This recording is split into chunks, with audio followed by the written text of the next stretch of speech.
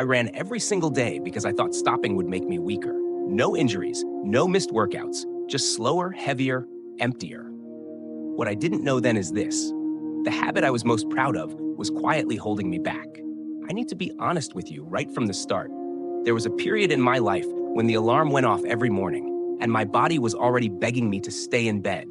My legs felt heavy before they even touched the floor. My lower back was stiff, my head felt foggy, and yet I still got up, tied my shoes, and went out the door. Not because I felt strong, not because I was motivated, but because I was afraid. Afraid that if I missed a single day, everything I had built would disappear. Afraid that rest meant weakness. Afraid that stopping would somehow erase my identity as a disciplined runner. What scared me even more was this. No one ever told me to stop. Social media applauded it. Running culture rewarded it. No days off sounded like strength. Pain felt like proof. But slowly, something strange started happening. I wasn't getting injured. I wasn't quitting. I was just fading. Every run felt heavier. Every effort costs more. And the more consistent I became, the less alive I felt. Before we go any further, welcome to the channel. If you care about running smarter, not just harder, take a moment to subscribe. This channel exists to question what we've been taught and replace guilt with understanding. Because the question that haunted me was simple and terrifying. What if running every isn't making you stronger, but quietly breaking you? Stay with me, because what I discovered next completely changed how I train and how fast I run. That question followed me into every run that came after, and the more I paid attention, the harder it became to ignore the pattern. On paper, I was doing everything right. I was consistent. I never skipped a session. I showed up when it was cold, when it was raining, when motivation was nowhere to be found. If discipline alone were the key to progress, I should have been getting better every month. But reality told a different story. My race times were stuck, not drifting slightly, not fluctuating, stuck.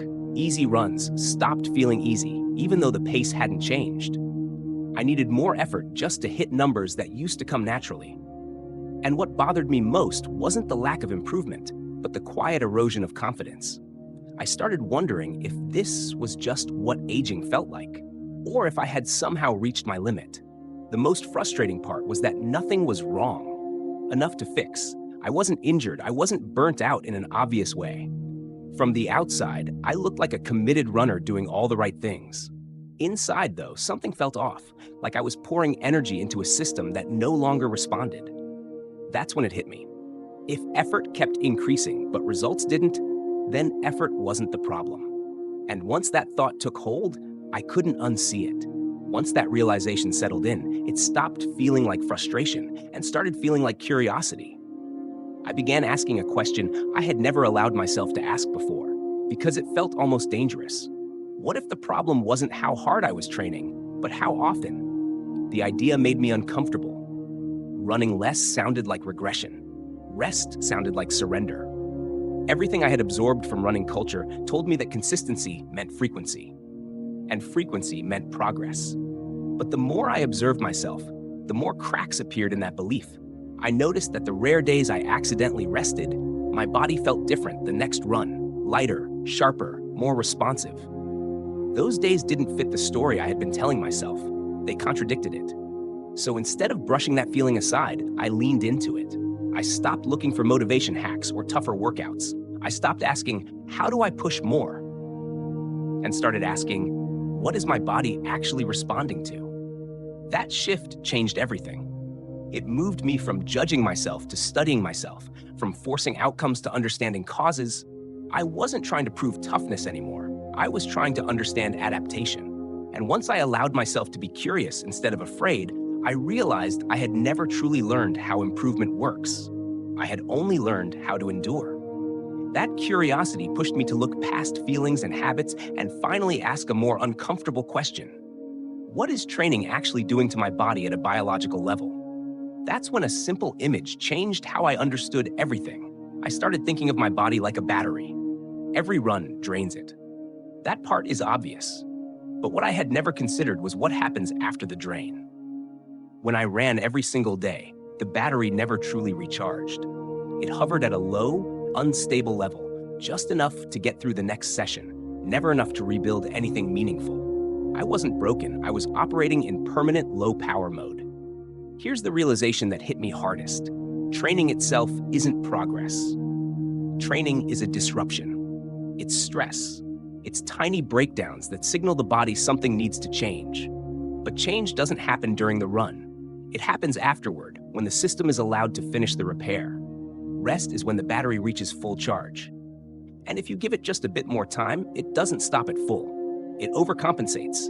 It prepares for the next threat by building slightly more than before. Stronger tissue, more energy capacity, better efficiency. I suddenly saw my mistake clearly. I wasn't impatient, I was interrupting the upgrade. Day after day, I unplugged the charger too early, then wondered why nothing ever improved. Once I understood that I was constantly interrupting recovery, another layer of the puzzle started to reveal itself, and it explained feelings I had been carrying for years without a name. It wasn't just my legs that felt off. My mood had flattened.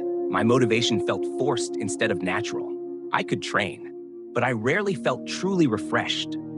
That's when I began paying attention to what was happening beneath the surface, in the systems you don't see on a watch or a training app. Running every day had quietly turned my body into a stress management machine. Cortisol was always high, always doing its job, keeping me alert, functional, ready to survive the next run.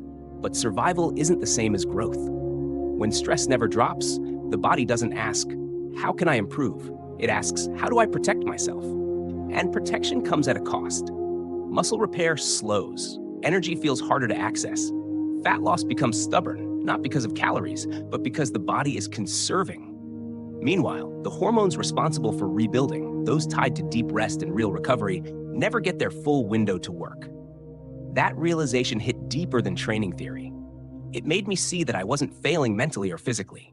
My body wasn't being weak, it was being smart. It was responding perfectly to a signal. I kept sending, there is no time to relax. Once I saw that my body was simply responding to constant stress, the story I had been telling myself about discipline began to fall apart.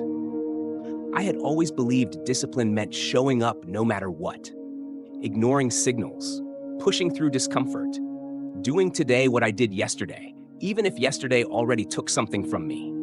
That version of discipline was praised everywhere, so I never questioned it.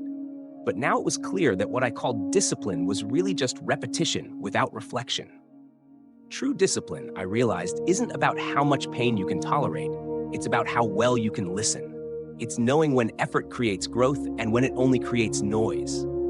Anyone can run tired. Anyone can stack days and call it consistency. That doesn't require awareness. It only requires stubbornness. What required courage was stopping on purpose, resting without guilt, trusting that doing less on the calendar could actually lead to more in the body. That shift was uncomfortable because it forced me to let go of an identity I had built around being relentless. But once I reframed discipline as respect for biology, instead of war against it, something changed internally. I wasn't fighting myself anymore. I wasn't proving toughness. I was finally training with intent. And that distinction quietly rewrote everything I thought I knew about progress. Once discipline stopped being about proving something, I finally had the space to rebuild how I actually trained. I didn't just decide to run less and hope for the best, I changed the logic behind every session. Instead of asking, did I run today? I started asking, what is this run meant to create? That single question eliminated a lot of noise. Suddenly, running wasn't automatic anymore. It was intentional. With fewer days on the calendar, each run carried more meaning. Easy days became truly easy, not quiet battles disguised as recovery. Hard days became sharper and more honest because I arrived at them with energy instead of residue from yesterday. There was no longer a gray, forgettable middle. Every session either supported recovery or demanded adaptation, and nothing existed just to fill space. What surprised me most was how quickly my body responded to that clarity. Workouts felt cleaner. Feedback was immediate. I could tell when something worked and when it didn't, because fatigue was no longer muddying the signal. Progress stopped feeling random. I realized I hadn't lost fitness by running less. I had uncovered it. By removing the constant background fatigue, my body finally had a chance to show what it was capable of when stress and recovery were aligned instead of competing. As my training days became more intentional, the days I wasn't running began to change in meaning as well. They stopped feeling like empty gaps and started feeling like part of the system. I no longer saw rest as something passive or earned only after suffering. It became active, deliberate, and purposeful. Strength work wasn't there to exhaust me, but to reinforce weak links and give my body a sense of stability. Walking wasn't about burning calories, but about circulation, clearing fatigue without adding stress. Even sleep took on a different role. It wasn't just recovery, it was where the real work finished. What surprised me most was the sense of calm that followed. I wasn't restless on off days. I wasn't anxious about losing fitness. Instead, I felt my body absorbing the training, settling into it, locking it in. The constant urge to do more faded, replaced by trust. For the first time, rest didn't feel like stepping back. It felt like leaning into progress, quietly, patiently, and with intention. That sense of trust also made one thing very clear.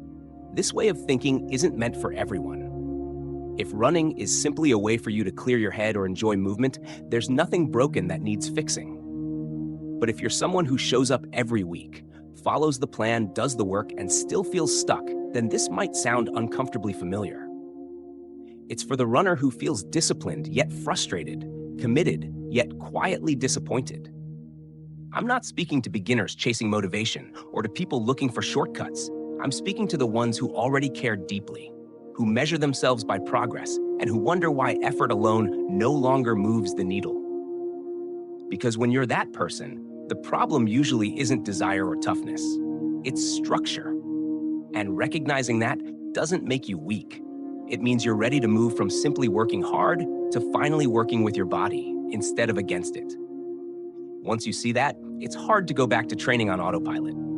I used to believe progress came from never stopping, from stacking days until something finally broke through. Now I understand that real improvement comes from knowing when to stop on purpose. Not out of fear, not out of laziness, but out of respect for how adaptation actually works.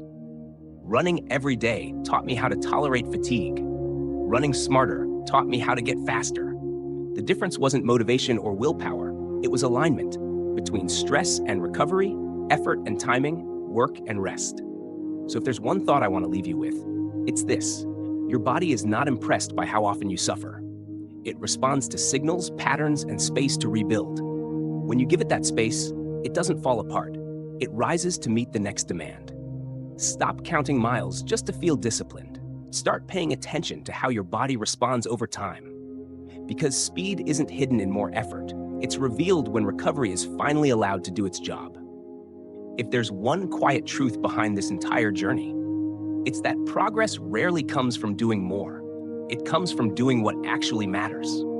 I learned that pushing without pause doesn't make you stronger.